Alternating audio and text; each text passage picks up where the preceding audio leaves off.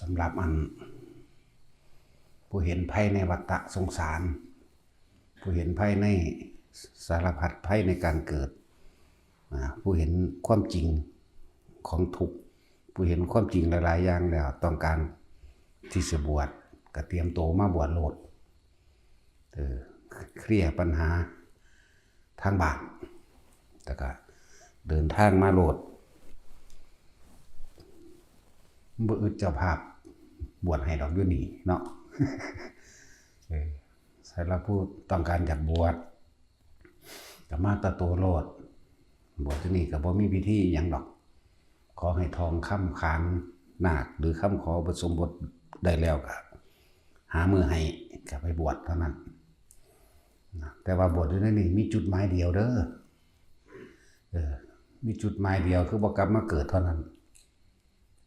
เฉพาะเพื่อพานิพพานอย่างเดียวเท่านั้นนั่นแหละงานใดๆงานศพจังสิเฮาก็บ่รับเพราะว่าหยังมันผิดพระวินัยมันผิดพระธรรมเฮาก็บ่รับกินเหล้าเล่นการพนันสวดเอาซ่องสิเฮาก็บ่ได้สนใจเรื่องซ่องเด้เนาะหลายอย่างที่มันบ่ตรงตามคำสอนพระเจ้าเฮาบ่เฮ็ดนำเฮาบ่ได้มาเฮ็ดนำคนเฮาเฮ็ดนำพระพุทธเจ้าเข้าใจว่าล่ะสิศรัทธาหรือบ่ศรัทธานั่นก็บ่แม่นความเกี่ยวของกับเฮาอีกเฮาศรัทธาในธรรมะศรัทธาในความจริงเฮาเชื่อในคำสอนพระพุทธเจ้าเฮาเชื่อว่าเกิดแล้วก็ต้องแก่ต้องเจ็บแล้วก็ต้องตายเฮาเชื่อว่าจักได้หยังเฮ็ดเอาสัตว์โลกเป็นไปตามกรรมนั่นแหละกระทำสิ่งใดไว้ย่อมได้รับผลของกรรมนั้นสืบไปเฮาเชื่อตัวนี้แล้วเฮาต้องการหนีออกจากโลกแห่งความคิดเฮาต้องการหนีออกจากความเวียนว่ายตายเกิดอาศัยความคิดความหลงไหลความบ่รู้เฮาจึงบอกว่าทำตามคำสอนพุทธเจ้าบ่ได้สนใจเรื่องยศถาบรรดาศักดิ์บ่ได้สนใจเรื่องลาภสักการะบ่ได้สนใจเรื่องไผสิศรัทธาบ่ศรัทธาก็สร้างมันบ่มีผู้ใดนำไผออกจากทุกข์ของเฮาได้ตัวเฮาเองต้องกระทำโดยตัวเฮาเองจึงจะออกได้ขึ้นชื่อว่าเกิดเป็นหยังก็ตามเกิดแล้วก็แก่เจ็บป่วยพัดพรากจากสิ่งที่รักหรือสิ่งที่รักพัดพรากสิ่งที่เฮาหักเคารพนับถือมากที่สุดก็คือพ่อกับแม่ปู่ย่าตายายครูอาจารย์ลุงป้าอาอาวเพิ่นก็ตายจากเฮาหรือเฮาก็ต้องตายจากเพิ่นคือกันนั่นแหละนี่สิ่งที่รักนั่นแหละเฮ็ดจังได๋ก็สร้างตายคือเก่ารวยก็รวยไปเถอะรวยไปตายนั่นแหละสะอ่อนหยังเนาะทุกข์ก็ทุกข์ไปตายนั่นแหละจนไปตายนั่นแหละคนรวยสิมีท่องเป็นเท่าไรตันก็ตาม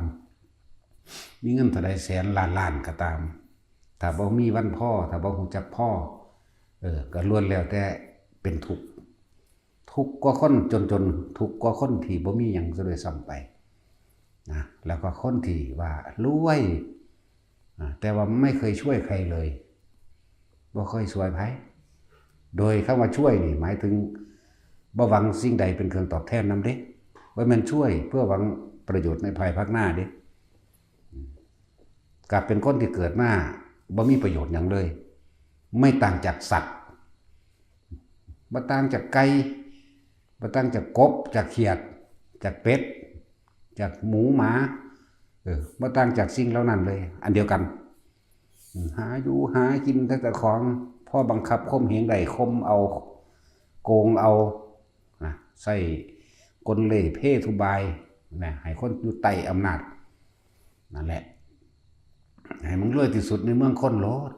มึงจะยากจนและทุกข์ทนในเมืองผีแน่นอนอยู่แล้วไผสิเชื่อบ่เชื่อก็ช่างแต่ว่าบ่เชื่อมึงก็แก้เก็บตายคือเก่าแล้ววะบ่เชื่อก็ช่างมึงต้องตายเนาะบ่มีเหลือกันแล้วกันนะเพียงแต่ว่าเฮามาศึกษาเรื่องจิตเฮามาศึกษาเรื่องวิญญาณเฮามาศึกษาเรื่องทุกข์คือหยังเฮามาศึกษาเรื่องสาเหตุทุกข์สาเหตุเกิดคือหยังนี่ต่างหาก คำว่าคนที่ลำบากยากจนแม้นทรัพย์สมบัติไม่มีจะกินแต่ถ้าเขาหูจักพ่อเขาก็บ่ได้ทุกข์เด้มันจะคำว่าทุกข์บ่ทุกภาษาโลกนี่เข้าใจว่าบ่มีทรัพย์สินเงินทองบ่มีเลือกส่วนใดหน้าหลายบ่แม่นคนรวยเขาบ่แม่นแบบนั้นเด้ทุกในภาษาของพระพุทธเจ้าเฮานี่ทุกใจทุกเพราะว่าไม่มีความพ่อบ่เป็นจิตใจดิ้นรนขนขวายอยู่ตลอดนะทุกเพราะว่าบ่ได้ดังใจทุกเพราะว่าแพ้เพราะนั้นทุกเพราะว่าแพ้เชิงการเมืองทุกเพราะว่าแข่งกีฬาบ่ชนะทุกเพราะว่าเฮ็ดธุรกิจขาดทุนทุกเพราะว่าซื้อหน้าเขาบ่ให้ทุกเพราะว่าบ่มีรถคือเขาทุกเพราะว่าเนี่ยคำว่าทุกเนี่ยมีตั้งหากบ่ได้แปลว่าจนรวยปานใดก็สร้างแต่บ่ฮู้จักพอดอกหาความสุขบ่ได้ดอกพวกเฮาอาจจะเห็นภายนอกของเขาขี่รถคันละเท่าใดล้านกินกาแฟถ้วยละเท่าใดร้อยอยู่บ้านหลังละพันล้านมีกิจการงานอันหรูหราเนาะแต่เฮาบ่ฮู้เนื้อในของเขาได้ว่าเขาทุกข์ขนาดใดแต่นี่ฮู้ว่ามันทุกข์ขนาดใดทุกตัวย่านตะขาดกำไรเนาะย่านตะขาดทุนย่านบ่ได้กำไรย่านบริษัทนั้นบริษัทนี้ไม่ชิ่งตัดหน้าในธุรกิจต่างๆนานาสารพัด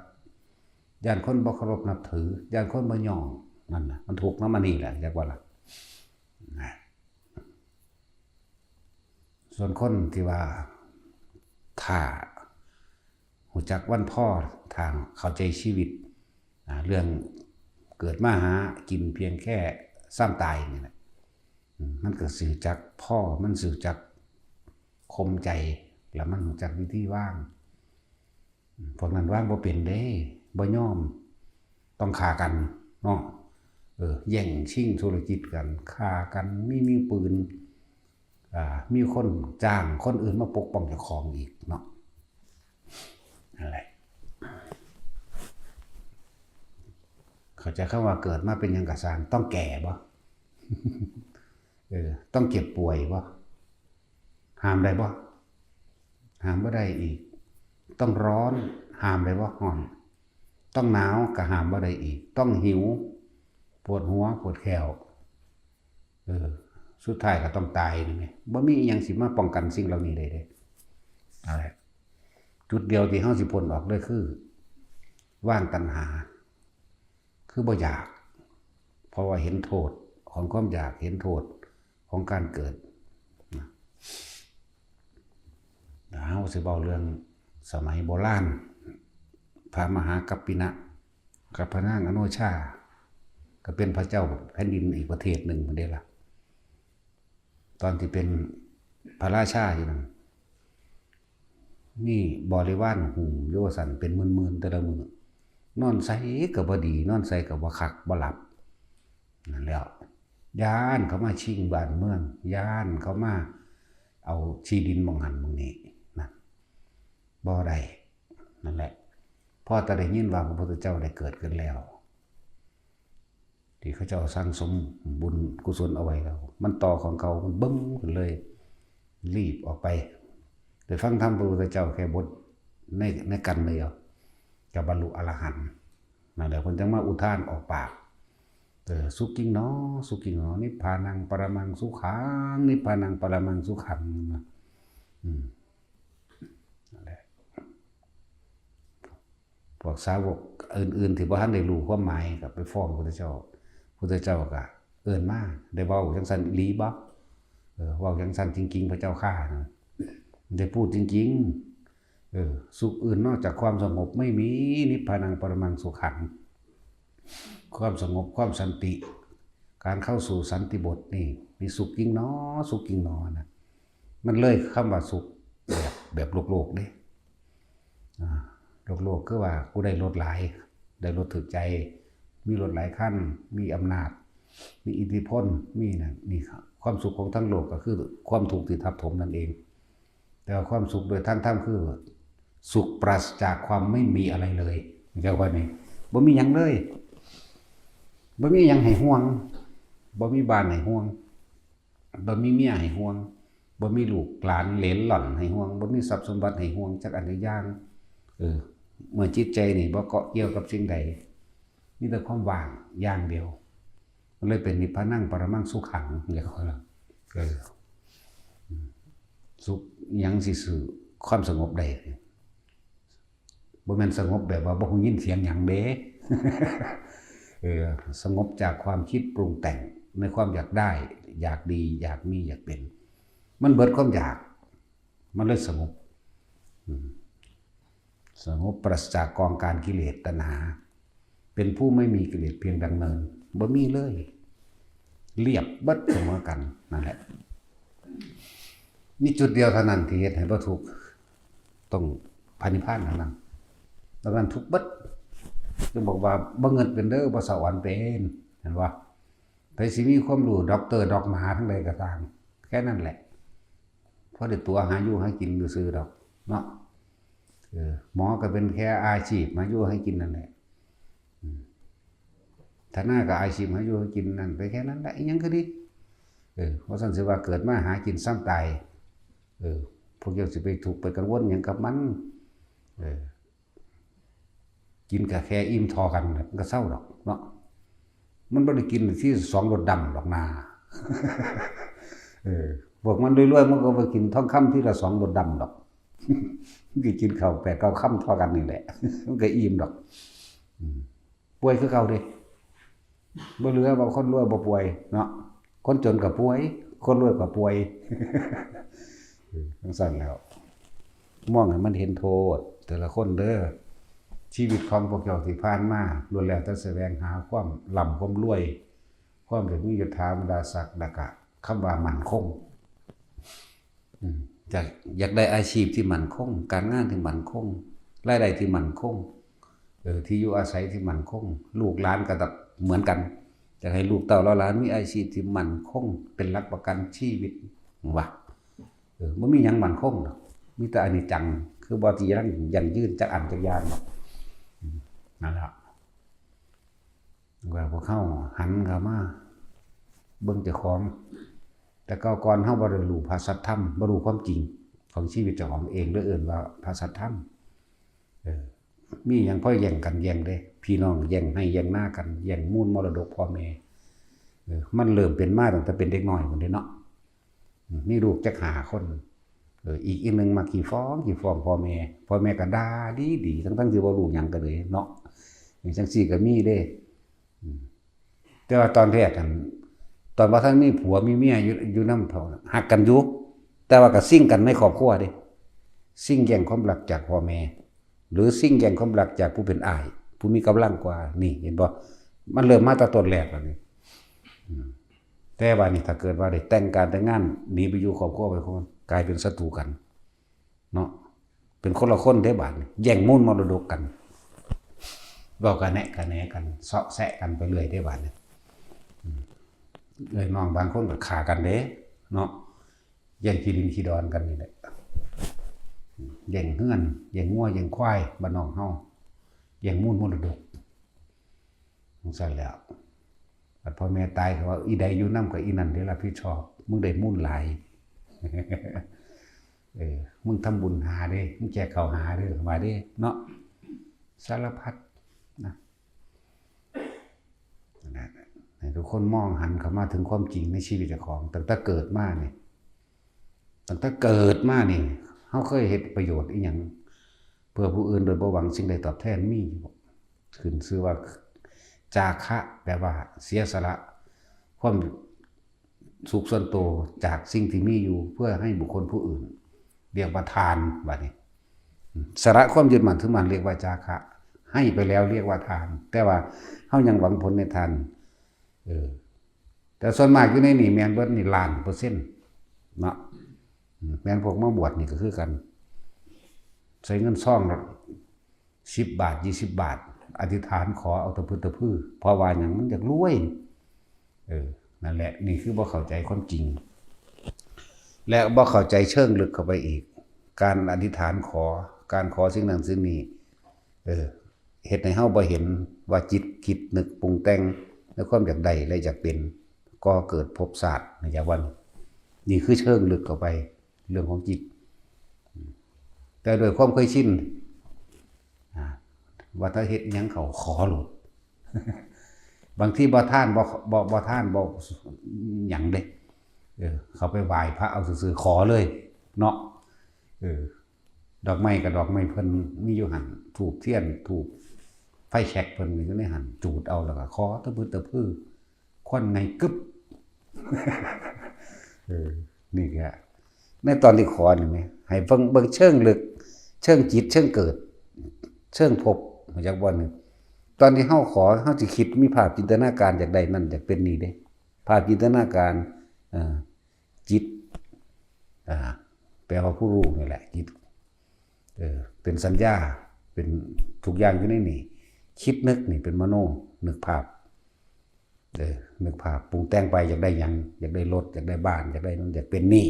มีภาพเกิดขึ้นในจินตนาการตัวเองจิตมโนวิญญาณหมายถึงความรู้สึกมันพอใจยังพอใจที่สิแบบนั้นใดนั้นเป็นนั้นนี่น่ะเกิดพบเกิดตอนในเฮาบ่ทันตายนี่เด้บ่แม่นตายแล้วจังไปเกิดมาพบนั้นพบนี้เด้ไม่ใช่ว่าล่ะอารมณ์ความรู้สึกน่ะคือตัวพบเด้อเคยโมโหบ่พวกเจ้าเคยสูญให้ไก่บ่ ไก่มันขึ้นทั้งเฮือนมันไม่ขี่ใส่อันนั้นอันนี้เนาะบางทีมันก็ไปเคี่ยกระดงบักพริกขวมลงสูญทั้งจมทั้งดาทั้งคอนไหลฟาดมันนั่นล่ะพบเกิดตอนผู้สิพวกเฮากำลังโมโหอยู่จังว่าสัวเฮาไปตายตอนปึ๊บตกนรกเลยเด้นั่นร่างกายบ่รู้เรื่องเด้อร่างกายเป็นของสิ่งหนึ่งเกิดขึ้นเป็นธรรมดาเสื่อมสลายแตกดับเป็นธรรมดาซื่อๆเด้แต่ว่าตัวพาไปเกิดไปตายคือตัวจิตเจ้าของตัวความคิดนึกอารมณ์ความรู้สึกนี่ตัวนี้เด้อนั่นแหละพวกได้พ่อวาดภาพมดแดงกัดซื่อมันก็ศูนย์คือหยังอยู่เด้เนาะแม่นบ่มดแดงกัดก็ศูนย์ขึ้นว่าซั่นแล้วมันไปเจาะปิ้งกบเพิ่นที่ ทั้งที่มันก็ขึ้นก้องเข่าเนาะขึ้นก้องเข่าเต็มอยู่หิวเข่ามาคักๆทั้งศูนย์คักมดแดงเจาะก้องเข่าเต็มอยู่เคาะปัวตีนถูอยู่ว่าซั่นอยู่หั่นแล้ว มันทั้งกัดพร้อมทั้งศูนย์ก็เก่าอีกคูณ2นั่นล่ะหมาเฮาตื่นหมาศูนย์หมาโมโหให้หมาแม่นบ่สารพัดได้อันเฮ็ดให้เฮามีอารมณ์เกิดอารมณ์เป็นตัวภพฟังไว้ดีๆอารมณ์ความรู้สึกที่พอใจและบ่พอใจนั่นแหละคือภพมันสร้างไว้ตอนเฮามีชีวิตอยู่นี่เด้แต่พอดีใจขาดตอนนั้นปุ๊บไปตามความโกรธตกนรกถ้าอยากได้อีหยังจักอันจักอย่างนั่นโลภนะโลภเนี่ยอารมณ์โลภคืออยากได้ปรุงแต่งนึกคิดจินตนาการกูสิปรับหน้าไปจังซั่นกูสิถ้ากูได้รถมาแล้วกูสิแต่งไปจังซี่ได้ทองมากูสิใส่แบบนี้นี่นะหรือคิดนับเงินเจ้าของในใจเจ้าของระวังดีๆพวกนี้ เงินกูเสื่องไว้หันอยู่ในธนาคารเท่านี้อันนี้เท่านี้บวกกันแล้วตอนนั้นตอนนี้อึมใจปลื้มใจตายตอนนั้นไปเป็นเปรตก็จะบ่ล่ะเดี๋ยวมันธรรมดาน่ะแล้ว พวกคิดน้ำให้น้ำหน้าดูระวังนั่นล่ะสัตว์เดรัจฉานพวกเจ้าเคยห่วงหน้าบ่คกอันเดียวเสื่องไว้หันย่านถ้าเขารัก นั่นแหละสัตว์เดรัจฉานเป็นแบบนั้นอย่าลืมเด้อคนเฮาสิต่างจากสัตว์เพราะว่ามีคุณธรรมคุณะแปลว่าคุณนี่ต้องสร้างประโยชน์ต่อผู้อื่นเท่านั้นคุณะธรรมแปลว่าความจริงสร้างประโยชน์ให้กับบุคคลผู้อื่นสัตว์อื่นตามความเป็นจริงไม่ใช่พูดเอาแล้วก็คำว่าจริงนี่ต้องมีคำว่าไม่หวังสิ่งใดตอบแทนพร้อมนี่จึงเรียกว่าคุณธรรมเมื่อคุณธรรมตัวนี้มีแล้วบัดนี้ก็สิมีศีลพร้อมบัดนี้เลยเป็นศีลธรรมเลยบัดนี้คุณธรรมก็แบบนี้คือการทำประโยชน์ให้บุคคลผู้อื่นทั้งคนและสัตว์โดยไม่หวังสิ่งใดตอบแทนเรียกว่าคุณธรรมศีลธรรมก็คือการไม่คิดทำร้ายเบียดเบียนให้ผู้ใดผู้หนึ่งเสียชีวิตและทรัพย์สินตลอดทั้งคนและสัตว์ตามความเป็นจริง จากใจเฮาสัจจะคือความจริงนี่เอิ้นว่าศีลธรรมคุณธรรมศีลธรรมตั้งแต่เกิดมาเคยคิดจังซี่บ่ดอกนี่เนาะโอ้ยมันบ่แม่นติถ้าสิเว้าถ้าเกิดตั้งแต่เอื้อยน้องกันแท้ๆบ่ทันได้มีผัวมีเมียว่าทันแยกครอบครัวไปต่อยเขาปั๊บอีแม่ไม่เฮ็ดข่อยโลดทั้งพ่อทั้งแม่มึงเฮ็ดน้องเฮ็ดหยังเด้อนี่ว่าดิดีใจได้บัดนี้แกล้งเขาได้เนาะเขาเรียกกับติ๊กใส่เขาอีกเขาศูนย์แล้วก็ฟาดอีกแล้วก็ฟ้องบัดนี้ไปโป๊ะใส่หัวน้องพ่อกับแม่กันมึงตีน้องก็ตีซ้ำนี่แหละเริ่มมาจากบัดนี้เริ่มอาฆาตกันมาเริ่มเล็กน้อยบัดนี้ใหญ่ขึ้นมามีผัวมีเมียครอบครัวไปครอบครัวมันมันเอากิ่งเด้บาดนี้ดีมันฝังไว้ตอนนี้น้อยโดยว่าท่านดูโตเนาะมันเป็นจังสั่นตะเก่าตัวนี้มันมักเอาเปรียบตัวมันฟ้องเลยนั่นนี่ไปเด้ถืออยู่ในนี่ถือบัดถือบัดมันเป็นสั่นแหละมันเอาเปรียบตัวมีหยังมันฟ้องเอาขอเอาว่าเด้เนาะนั่นแหละแต่ว่าพวกเข้านั่นเป็นบ่แต่ก็เดาให้ได้เลยว่าเป็นเบิดต้องมีจังหวะใดจังหวะหนึ่งล่ะเป็นบ่แม่นเป็นตลอดก็ต้องเป็นแต่น้อยมาจนเท่าเดี๋ยวนี้พวกเจ้าบ่เบื่อหน่ายบ่เนาะสิ่งที่เฮาหลีกเลี่ยงบ่ได้เจ็บไข้ได้ป่วยและตายแล้วพวกเจ้าสิไปหลีอยู่ไสเอาไปหาวิธีใดมาป้องกันเอาบ่มีเด้อจึงว่าย้อนเข้ามาว่าสัตว์ทั้งหลายนี่เกิดแบบใดเกิดจากความคิดเท่านี้แหละความคิดจะได้นั่นจะเป็นนี่มันก็คิดนึกปรุงแต่งแล้วมันก็แสวงหาแต่ว่าในการแสวงหามันต้องมีการกระทบกระทั่งก็เกิดอารมณ์ความรู้สึกถ้าได้ก็พอใจถ้าบ่ได้ก็บ่พอใจนี่พบเกิดปุ๊บปั๊บอยู่ตลอดในความคิดเรื่องหนึ่งพวกเจ้าว่าพบเกิดเท่าใดเด้อพวกเจ้าไปตายอารมณ์ค้างนี่อารมณ์ค้างในจุดใดจุดหนึ่งพวกเจ้าก็ไปเกิดใหม่เลยชาติเกิดขึ้นทันทีชาตะแปลว่าเกิดบ่แม่นชาติประเทศชาติเด้ชาตินี่ความหมายพระเจ้า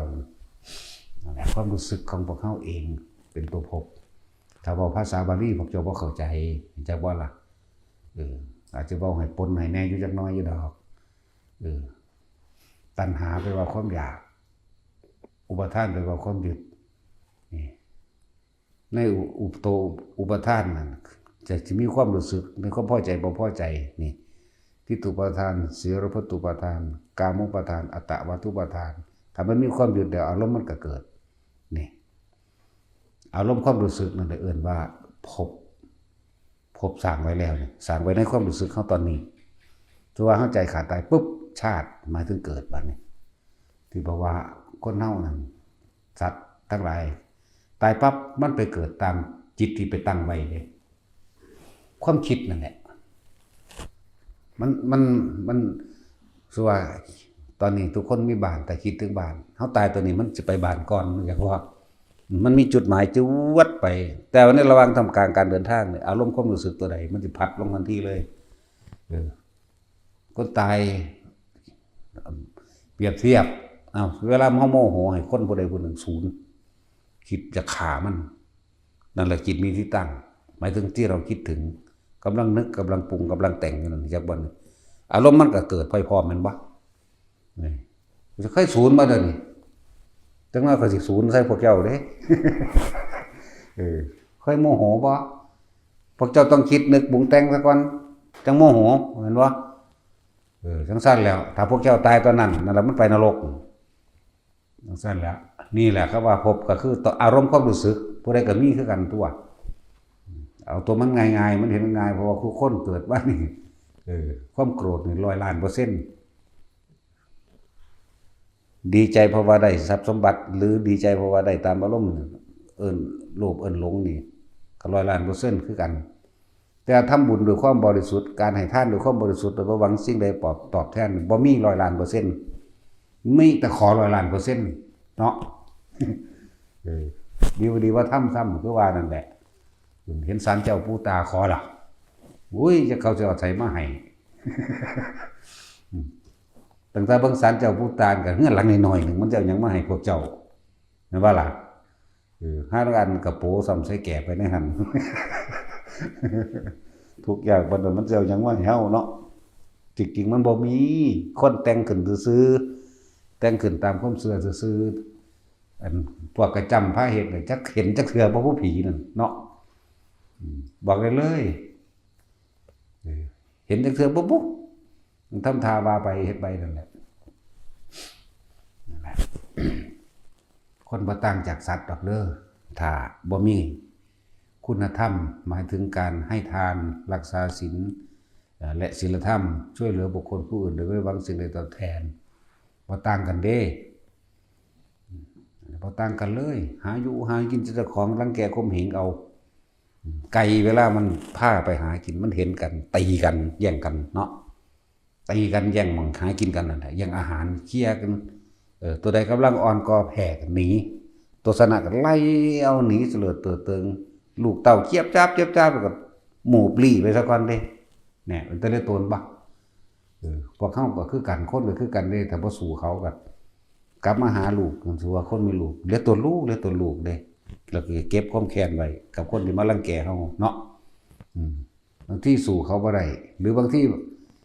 ก็คิดว่าสิสู่ได้อยู่แต่พอกูผู้เดียวแต่ว่ามีลูกให้ห่วงเลยยอมก็มีเด้เนาะนั่นแหละเลยเอื่นว่าสารพัดภัยในการเกิดนั่นแล้วได้โอดเอาเพราะว่ามีลูกมีหลานได้โอดเอาได้ยอมเพื่อว่ามันผ่านพ้นมันผ่านให้มันพ้นของหันไปซะก่อนเนาะจังซี่ก็มีเด้นั่นแหละหลายอย่างนี่คือให้เห็นความทุกข์ที่เฮาได้อดทุกข์ที่เฮาได้ยอมทุกข์ที่เฮาบางทีก็สู้ได้แต่ว่าได้ยอมเพราะว่ามีผู้อยู่เบื้องหลังเวลาหลายอย่างแนวว่าบางอย่างก็บ่มีเขาอยู่เขากินพอลักเอาก็ลักได้เนี่ยไปหาอยู่หากินบ่ได้พอลักก็ลักเอาเอานี่ละเล็กๆน้อยๆไปพอสิหยังดอกมันพอได้กินนั่นแหละก็มีให้สลดใจแต่ละคนเด้อพ่อร้อยเอานั่นเอานี่มาเป็นของเจ้าของเองเพราะได้มาต่อทุนอยู่บ้านหรือเพราะได้เป็นอุปกรณ์การเฮ็ดนั่นเฮ็ดนี่ในเฮือนเจ้าของก็ร้อยเอาได้มักจกเสียมแน่มีดแน่กูบ่มีก็ร้อยเอาก็มีแล้วก็ย่านคือเก่าหลักของเขามาแล้วก็ย่านเด้ก็มีความละอายอยู่ในหันอยู่ดอกแต่เห็นไดมันบ่มีมันเลยบังคับนั่นแหละความบ่มีบังคับนี่ให้ทุกคนหันเข้ามาเบิ่งสารพัดภัยในการเกิดกับกรรมที่ตัวเองเฮ็ดไว้กรรมแปลว่าการกระทำของเฮาเองอันเกิดจากจิตเจตนามันฝังไว้ในความคิดความรู้สึกมันก็เลยเป็นสัญญาอารมณ์คือเก่านั่นแหละสมมุติว่าเฮาอยู่บ้านเดียวกันนะเฮือนอยู่คนละส่วนบ้านหน้าก็ไกลกันอยู่แต่ว่าไปเห็นเสียมดีแท้ลักเอามาไว้เฮือนเจ้าของใส่ไปนำระวังไปนำย่านเขามาเห็นเนาะนั่นนี่ก็มีเด้นั่นแล้วเขาบ่สลดใจบ่เนาะลักเอาบัดนี้นานไปเป็นเดือนก็ช่างนานไปมันสิลืมเรื่องลัก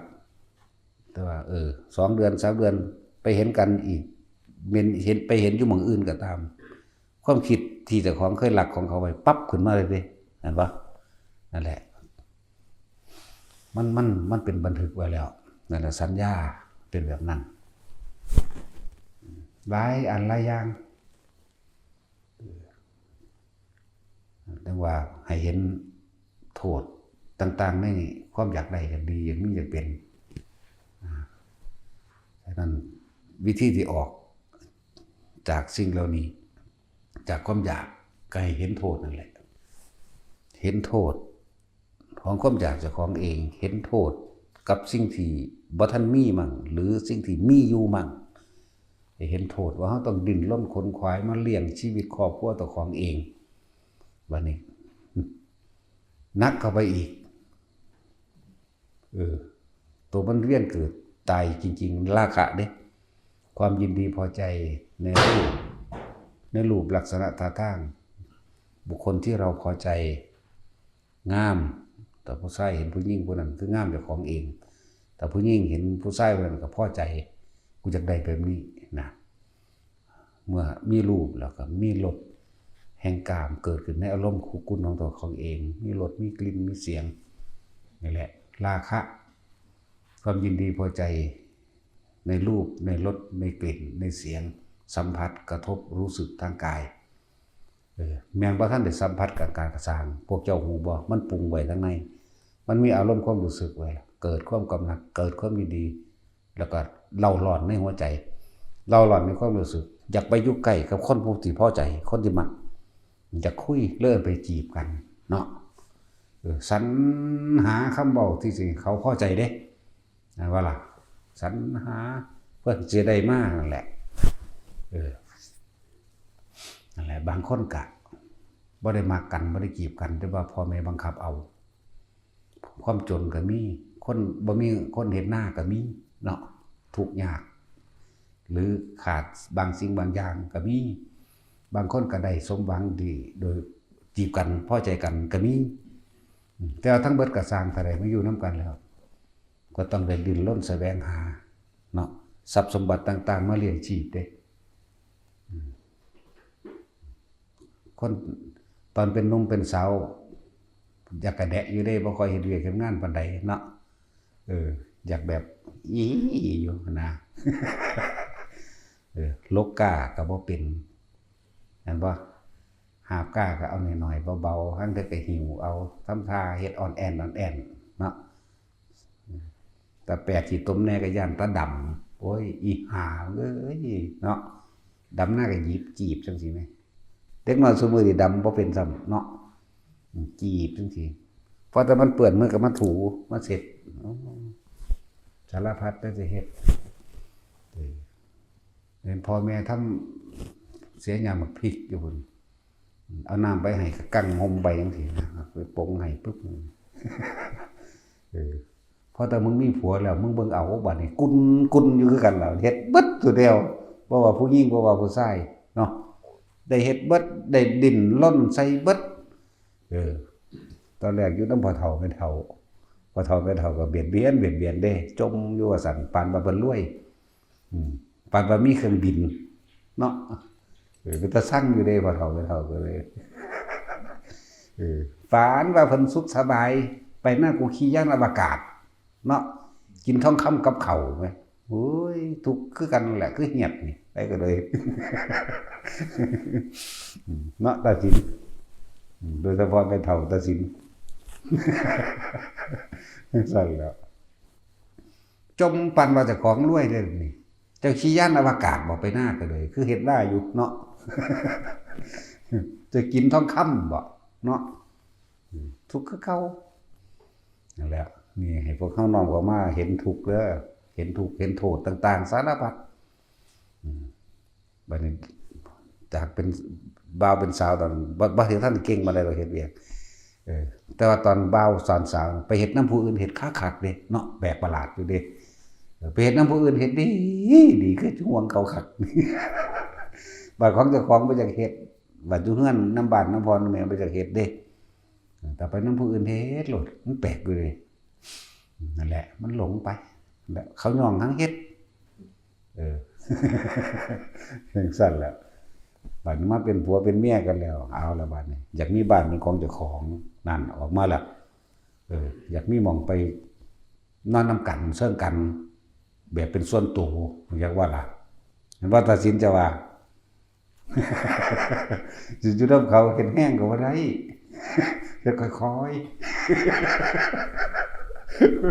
แบบลีๆไปจังซี่ว่าแม่นเฮ็ดค่อย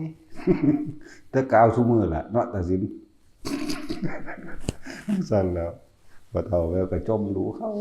าหนีไปเมืองนอกเลยตัดสินบัดแล้วเพื่อสิไปสร้างให้มันได้ครอบครัวมันอยู่จักเจ้าของนี่แหละอันนี้ให้เห็นโทษได้บ่ได้ให้หัวได้หูจักว่าให้เห็นโทษเพราะตัณหาราคะให้เห็นโทษของความอยากได้อยากดีอยากมีอยากเป็นเด้ แล้วก็เป็นเรื่องจริงพร้อมเด้เป็นหยังที่บ่แม่นตัดสินเราไปอยู่เมืองนอกตั้งหลายปี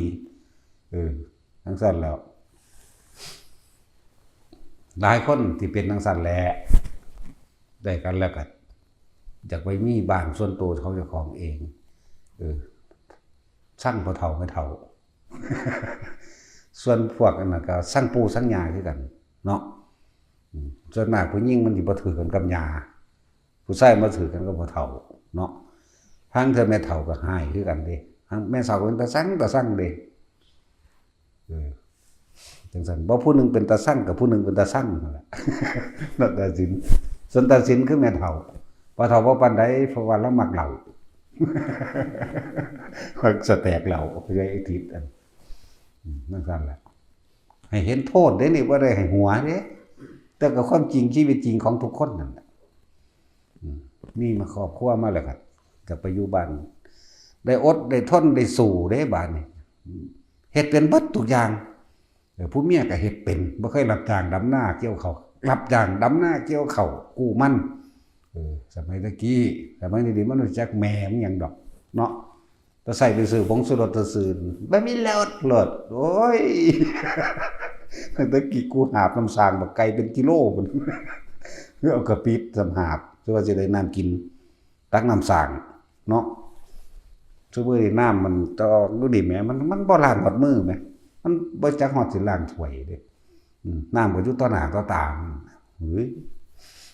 นั่นแล้วพวกเฮานั่นรุ่นมื้อนี้มันบ่เข้าใจกันเบิดแล้วล่ะรุ่นใหญ่ๆรุ่นเฒ่าๆรุ่นสิตายรุ่นสุดท้ายให้เห็นโทษต่างๆให้รู้จักออกเฮือนมาแล้วก็ดิ้นรนกว่าเก่าอีกว่านี่จังได้หยังวันออกเฮือนมาแล้วบางทีก็ยังไปเฮ็ดหน้ากับพ่อปู่แม่ย่าพ่อเฒ่าแม่เฒ่าอยู่เนาะเขาก็แบ่งเขาให้หน่อยศูนย์อีกนั่นแล้วบัดนี้แต่เขาแบ่งให้แน่ก็ใครอยู่ก็ได้เฮ็ดเอาเจ้าของนะก็เริ่มแบ่งปันกันไปนั่นแหละต่อมาก็จากได้เป็นของเจ้าของก็ดิ้นรนได้อดได้ทนได้สู้พัดภาคจากกันได้บัดนี้แต่ชิ้นก็ไปเมืองนอก8 ปีอยู่เกาหลีกินหมาน้ำเขาล่ะไปกินหมาน้ำเขานั่นแหละสารพัดให้เห็นทุกต่างๆสารพัดในความอยากได้ของเขาเอง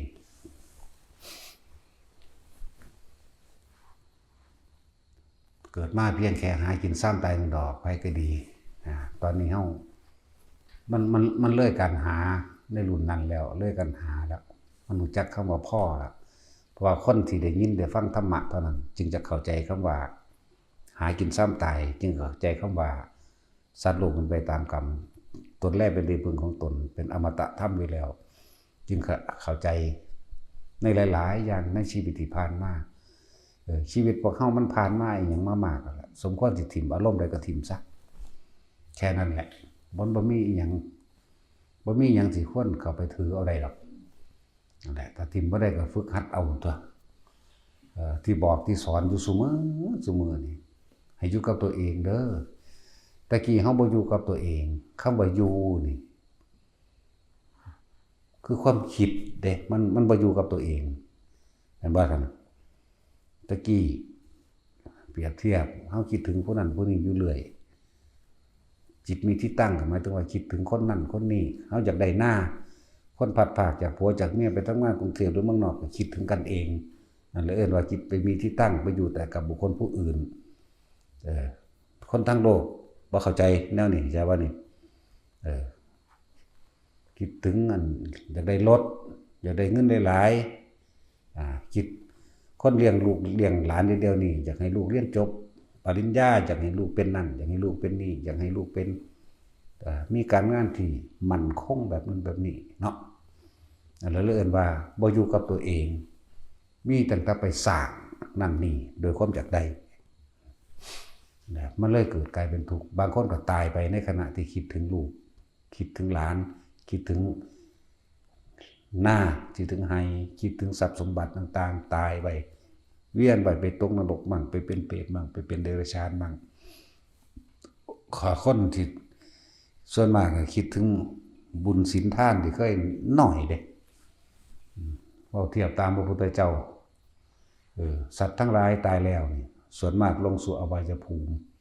มากเท่ากับขนโคหลายสำคัญกับขนงัวส่วนผู้ที่จะไปสวรรค์เท่ากับเขาโคเอาคิดเบิ่งนั่นแหละบัดเฮาคิดตามความเป็นจริงของเจ้าของเอาเองเด้อตะกี้บ่เคยคิดว่าสิมาฟังธรรมเด้บ่เคยคิดเนาะการให้ทานจังซี่ก็บ่แม่นทานอีกมีต่างๆทำทานเพิ่มทุกข์นั่นแหละเข้าใจว่าล่ะเพิ่มตัวมันขอมันแลกเอาเงิน100ไปแลกเงินล้านนั่นว่าล่ะบ่ดีมันบ่100ซั่นมา20 บาทจกแล้วจกอีกแถมสิให้อยู่แต่ว่าเบิ่งใบเก่า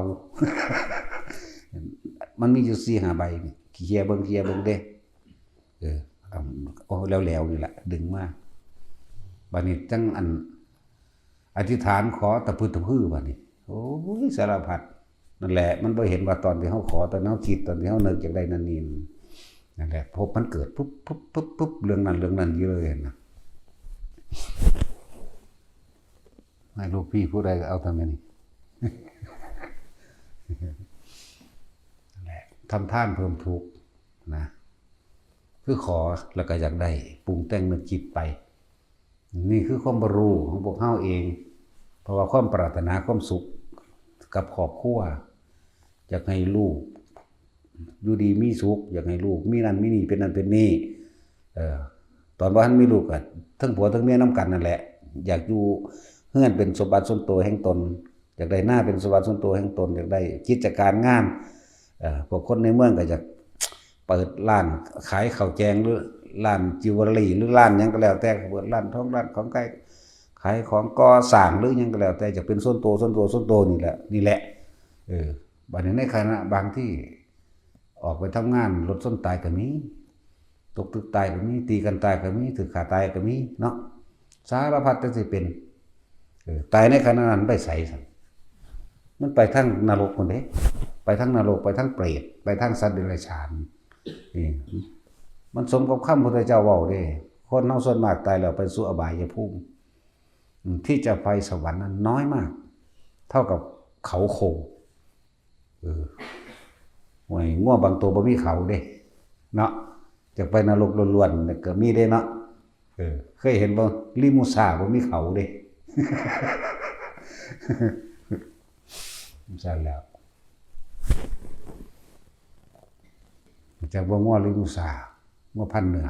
ตัดสินจะหูจักบ่เดี๋ยวนี้บ่แม่นซาโลเลกับพันเหนือกับ2เขาอันนี้แต่ลิมูซ่าบ่มีเขาพวกเขามันอยากเป็นลิมูซ่าดิว่าสิไปสวรรค์จักผู้หนึ่งสิมีบ่นี่ มันบ่มีเขานั่นแหละ ความคิดของเฮาที่คิดนึกปรุงแต่งเรื่องนั้นเรื่องนี้อันนั้นแหละเอิ้นว่าบ่อยู่ในตัวเองบัดนี้ถ้าหลักการของพระพุทธเจ้าสอนเฮาไว้สติปัฏฐาน4กายเวทนาจิตเวทนากายร่วมกันเป็นหนึ่ง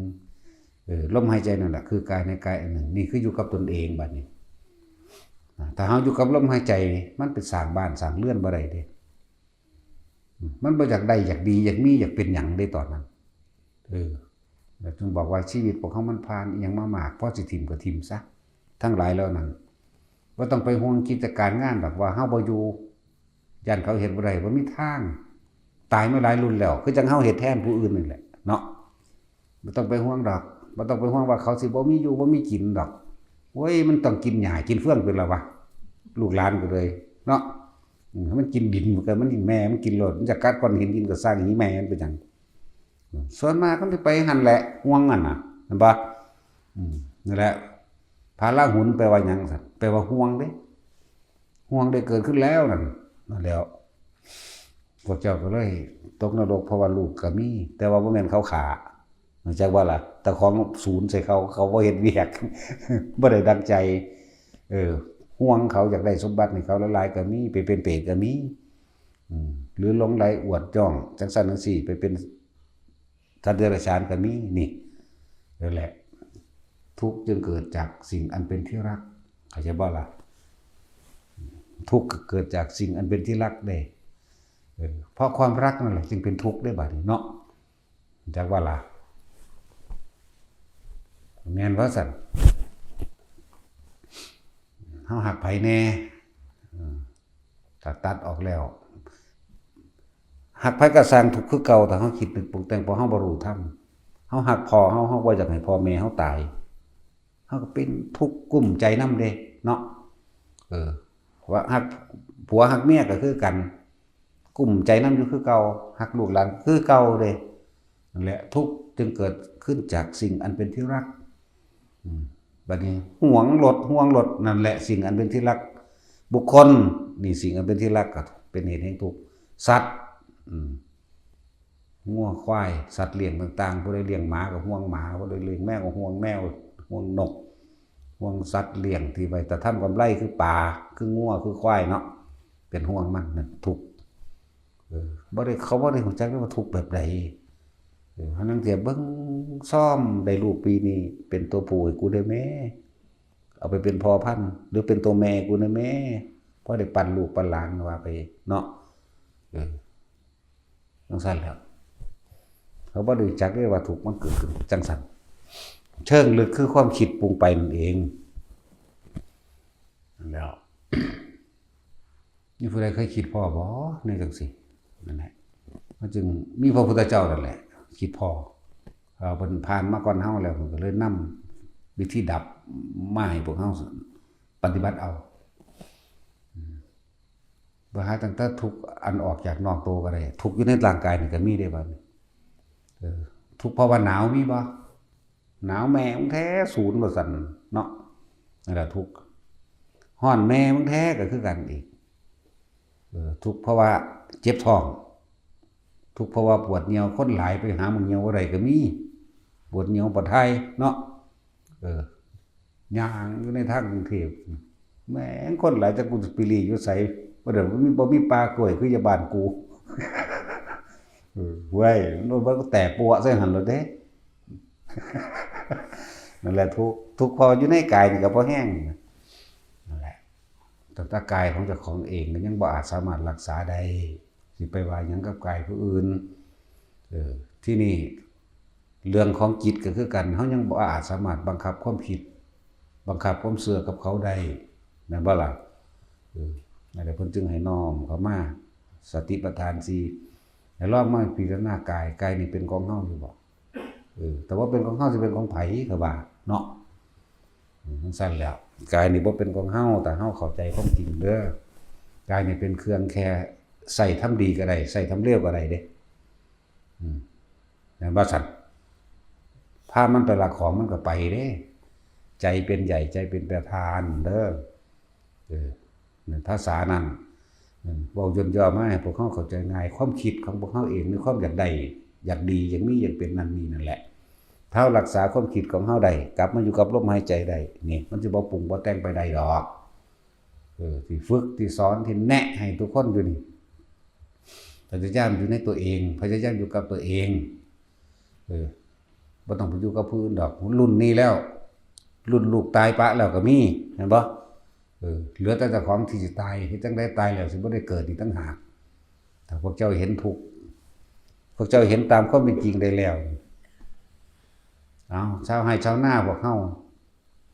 เวลาไปหน้าฝนตกฟ้าห้องฟ้าผ่าย้านเด้ทุกข์บ่ล่ะสั่นย้านนอนคดเอาสิ้นห่มหัวไว้ก็มีเนาะจังซั่นแล้วนั่งอยู่ตารางบัดนี้ฝนหนาวดังไฟขึ้นจุดติดไฟขึ้นฝิงไฟก็ลุกยากๆอีกฝนก็สาดข้างนั้นข้างนี้อีกย้านบ่นั่นแหละทุกข์ซั่นแล้วนี่ยามฝนจังซั่นเหี้ยปะมาโอ้ยอีกแล้วโลดยกมือใส่หัวด้วยสาธุเด้อบุตรเทวดารักษาพระรักษาเทวดาคุ้มครองผู้ขาเด้อเด้ทุกข์บ่ล่ะจังซั่นแล้วหลายอย่างลมใหญ่มากว่านี่ทั้งลมทั้งฝนมาโอ้ยพัดเฮือนพัดซ่านหนีเบิดเนาะนั่นแล้วจังบอกให้พวกเจ้าคิดไปเรื่อยๆเรื่องสารพัดไปเนี่ยก็เฮ็ดคิดให้มันเบื่อ แล้วก็ให้มันมาอยู่กับตัวเองนี่แหละเกิดมาแล้วนี่สารพัดภัยในการเกิดนะทุพพิขันตรภัยเห็นบ่ภัยอันเกิดจากความอดอยากแห้งแล้งทุพพิขันตรภัยโลคันตรภัยความทุกข์ความลำบากอันเกิดจากโรคภัยไข้เจ็บป่วยนั่นแหละนี่มีประจำร่างกายเลยสัตถันตรภัยทุกข์อันเกิดจากความหวาดกลัวในสงครามผิดภัยสงครามเห็นบ่ล่ะแล้ว วาตภัยภัยอันเกิดจากลมพายุย่าน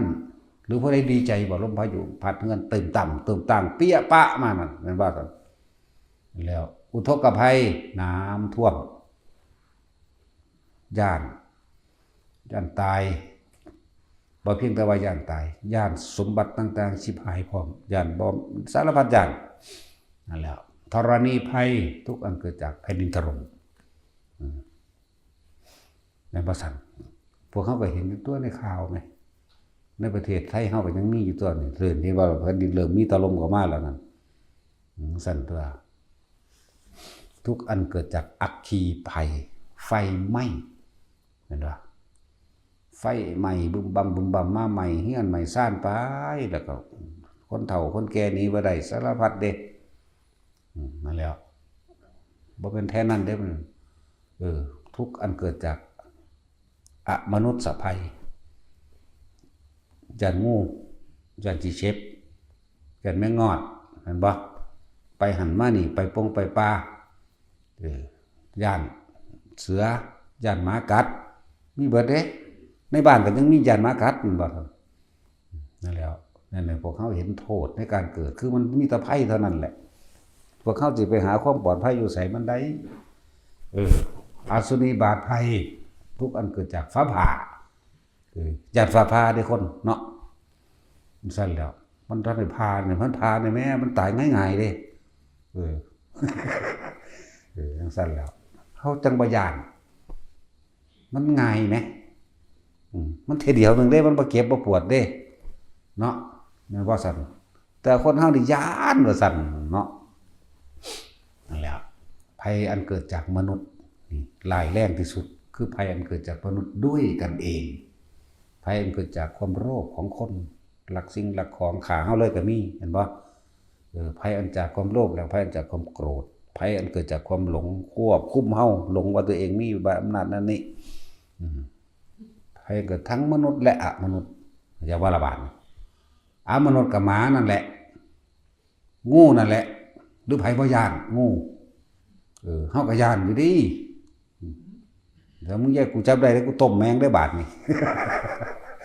ส่วนตัดสินต้มกินได้บาทนี่เนาะนั่นแหละเรียกว่าภัยอันเกิดจากอมนุษย์แต่อมนุษย์ทั้งหลายนั้นไม่อันตรายเท่ากับภัยอันเกิดจากมนุษย์ด้วยกันเองเห็นบ่พระเจ้าว่าข่มเหงรังแกด้วยความโลภอยากได้ฆ่าเอาก็มีลักเอาก็มีปล้นกี้ข่มขืนเอาก็มีข่มเหงสารพัดแต่สิหาวิธีเอาเนาะนั่นแล้วนี่ให้พวกเจ้าเห็นโทษของการเกิดนะตราบใดที่พวกเขายังเกิดตราบนั้นพวกเขาก็ต้องเจอไม่อันใดก็อันหนึ่งไม่สิ่งใดก็สิ่งหนึ่งบ่เจอภัยอันตรายอันใดก็อันหนึ่ง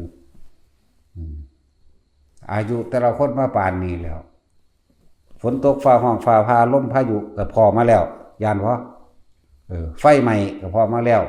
ยานบ่น้ำท่วมก็พอมาแล้วแม่นบ่ล่ะแผ่นดินถล่มอาจจะบ่พอภัยอันเกิดจากสงครามบางคนก็เจอบางคนก็บ่เจอแม่นบ่ล่ะนั่นแหละจึงบอกว่าสิ่งที่ปกป้องคุ้มครองเฮาดีที่สุดก็คือบุญบารมีเฮาเองบุญกุศลเฮาเองจึงเฮ็ดไว้เถอะเฮ็ดบุญให้ทานบุญอันเกิดจากการให้ทานให้แล้วบ่ว่าสิทานให้สัตว์เดรัจฉานให้คนทั่วไปให้คนมีศีลคนมีฌานและตลอดทั้งพระโสดาบันขึ้นไปพระนี่บ่ได้มีความหมายว่าแค่คนหัวห่มผ้าเหลืองเด้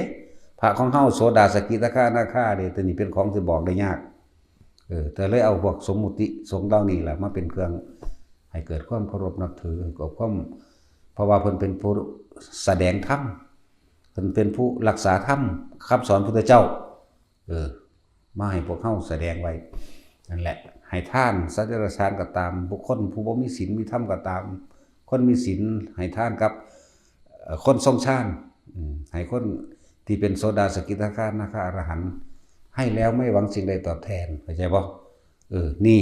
บุญอันเกิดจากการให้ทานจึงจะเป็นไปได้ต่างหากส่วนอานิสงส์จากมากน้อยเพียงใดนั่นขึ้นอยู่กับคุณธรรมของบุคคลที่เราให้คุณธรรมที่เฮาให้ทานกับสัตว์เดรัจฉานก็มีอานิสงส์100ให้กับคนพาลคนบ่มีศีลมีธรรมอีหยังล่ะมีอานิสงส์ 1,000ให้กับคนมีศีลมีธรรมก็ 10,000 เห็นบ่ล่ะให้กับคนหยังล่ะเป็น 100,000ให้กับคนทรงฌานคนมีฌาน 100,000ให้กับพระโสดาบันประมาณไม่ได้นั่นแหละอานิสงส์คือว่ามันเป็นกำไรเนาะเทียบเป็นกำไรให้กับสัตว์เดรัจฉานเฮาให้ชิ้นหนึ่งเฮาก็ได้กำไรอยู่จัก10 อันจากลงทุนไปบาทนึงก็ได้กำไร10 บาทให้กับคนทั่วไปศีลธรรมบ่มีบ่รู้อันนั้นให้10 บาทแต่ว่าก็ได้100จังซี่แหมมันก็โทษแบบนี้เรียกว่าอานิสงส์หรือกำไรให้กับคนมีศีลขึ้นไปเป็นหมื่นนะให้กับผู้ทรงฌานขึ้นไปเป็นแสนบาทหนึ่งต่อแสนให้กับโสดาบันบาทหนึ่งต่อประมาณบ่ได้นะเข้าใจว่าล่ะประมาณบ่ได้หรือสิล้านหรือสิ2 ล้านหรือสิ10 ล้านก็แล้วแต่เทียบให้ฟังซื่อๆดอกอันนี้อุปมาอุปไมยแต่ว่าท่านอันใดก็ช่างบัดนี้เจ้าสิท่านให้ฮอดพระอรหันต์สาวกซ้ายขวาหรือพระพุทธเจ้าถ้าทานแล้วหวังผลในทานมีจิตผูกพันในพระองค์ท่านมุ่งการสังสมในความอยากได้อยากดีอยากมีโดยกองการกิเลสมันเลยเป็นมีค่ามันเลยเป็นบ่มีอานิสงส์มันอยู่เหมือนเดิมแต่ไม่สูญหายไปไหนเข้าใจบ่มันบ่สูญหายไปไสดอกพวกเจ้าลงทุนไปบาทเดียวมันก็บาทเดียวอยู่หั่นมันบ่ออกดอกออกผลเข้าใจว่านี่บ่คือที่ไม่หวังผลในทานไม่มีจิตผูกพันในผลของทานมีอานิสงส์ออกดอกออกผลนั่นแหละจึงบอกว่าพวกเจ้าอยากท่านล่ะให้มันเกิดเป็นบุญคือหยังคือความสงบเย็นภายในใจตัวเองสงบคือปราศจากความคิดนึกในความอยากได้อยากดีอยากเป็นมันบ่อยากได้หยังแล้วมันเลยเป็นบุญอันเกิดจากการให้ทานนี่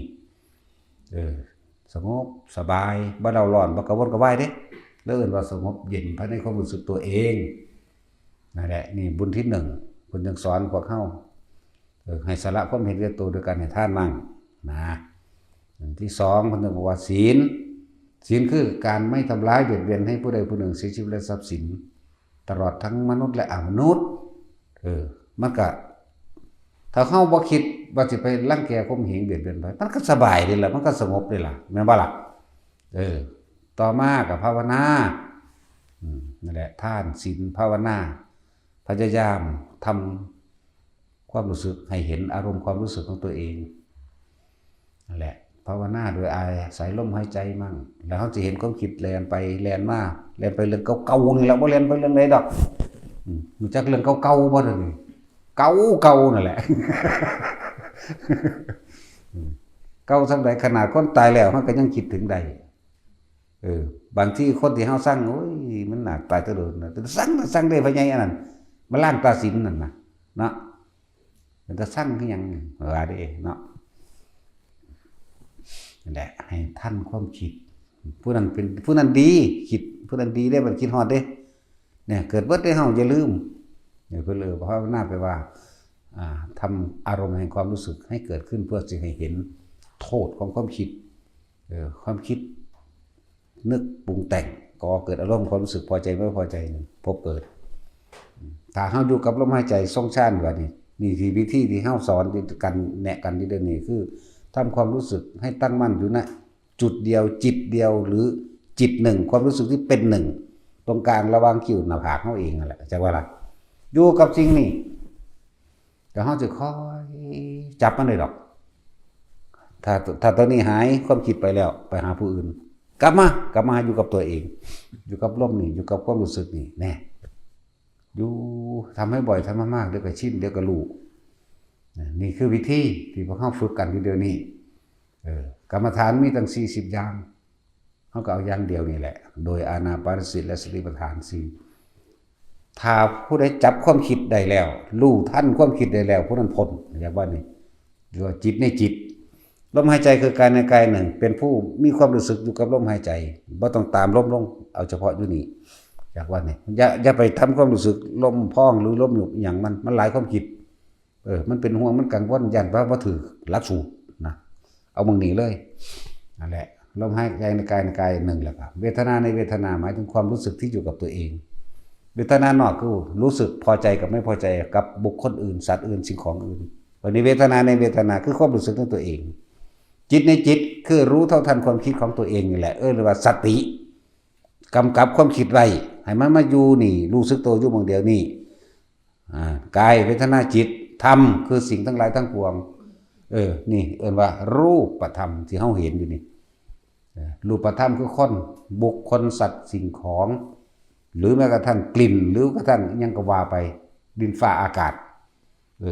มาแล้วส่วนคำว่าในธรรมเดธรรมคือสิ่งทั้งหลายทั้งปวงธรรมในธรรมเดก็คือสัญญาอารมณ์ความรู้สึกไม่จากบ่นี่พอใจไม่พอใจพอใจไม่พอใจเกิดจากหยังเกิดจากความคิดเกิดจากความคิดเท่านี้เอง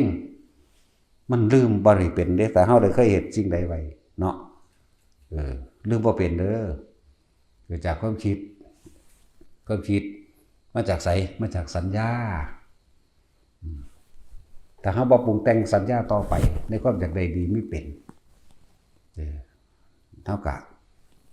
กลุ่มมันมาล่มมาถึงเอาความคิดมาอยู่กับลมมั่งอยู่กับอุณหภูมิอยู่กับความรู้สึกในกายมั่งรักษาอยู่แค่นี้หรือส่งอยู่แค่นี้เจริญอยู่แค่นี้นะเท่าตายบ่ต้องกลับมาเกิดอีกเพราะว่าเฮาบ่ไปคิดถึงผู้อื่นจิตไม่มีที่ตั้งอยู่ถ้าบ่มีที่ตั้งอยู่กับบุคคลสัตว์สิ่งของแล้วความคิดนึกมันก็เกิดบ่ได้มันบ่ปรุงแต่งสัญญาในความอยากให้เป็นแบบนั้นอยากให้ได้แบบนี้ตามสิ่งที่เคยได้ยินได้ฟังได้รู้ได้เห็นได้เป็นมาสัญญามันบ่สัตว์นั่นแหละบอกภาษาจังซี่จังเข้าใจเด้อถ้าบอกภาษาบาลีพวกเจ้าบ่เข้าใจหรอกนี่บอกสิ่งที่พวกเขาเป็นน้ำกันเคยมีความรู้สึกแบบนี้คือกันคิดเหมือนกันนั่นแหละบ่ต่างกันดอกคนมีกิเลสคือกันเนาะสั่นแหละทั้งหลายทุกคนมาอยู่กับลมหายใจตัวเองให้ดีเถิดเลิกการขอได้แล้วมันไปมีมามันไปได้มาตามนั้นมันก็ทุกข์คือเก่านั่นแหละนั่นแล้วเลิกการเชื่อความเชื่อจากผีสางนางไม้เทวดาอินพรหมสิ่งศักดิ์สิทธิ์อินพระพรหมพระเจ้าบ่มีปาฏิมาดลบันดาลอย่างใดทุกสิ่งทุกอย่างเกิดขึ้นจากเรากระทำเอง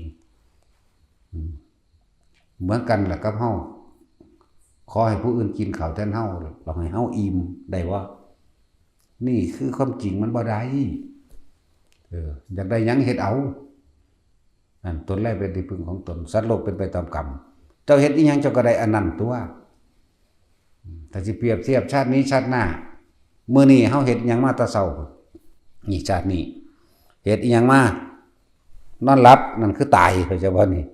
คนนอนหลับเปรียบเสมือนคนตายนั่นแหละนี่เจ้าเฮ็ดอีหยังมาไว้นี่เจ้าเฮ็ดแล้วหรือบ่แล้วนี่เข้าใจบ่นี่เจ้าเฮ็ดบ่ทันได้แล้วเจ้ายังห่วงเจ้ายังต้องเฮ็ดต่อเนาะสมมุติว่ามื้ออื่นนี่เฮ็ดต่อนี่ตื่นมามื้ออื่นเจ้าก็เฮ็ดต่อของเก่าเจ้าหมู่บ้านนี่เปรียบดูดังว่าเป็นชาติที่แล้วมื้อนี้มาเกิดใหม่ก็นำต่อของเก่าดิเฮ็ดอันเก่านั่นแหละเก่าหยังหาอยู่หากินไปบ่แม่นทำไมเอาผัวเอาเมียเลี้ยงลูกเลี้ยงหลานแล้วก็ตายไปตายเรื่องโลกนั่นตายเรื่องโลกนี่ตายด้วยถูกเขายิงถูกเขาแทงตายด้วยเมาเหล้าตายด้วยมืนลมตายด้วยศูนย์แห้งไหลกั้นใจตายตายด้วยผูกคอตาย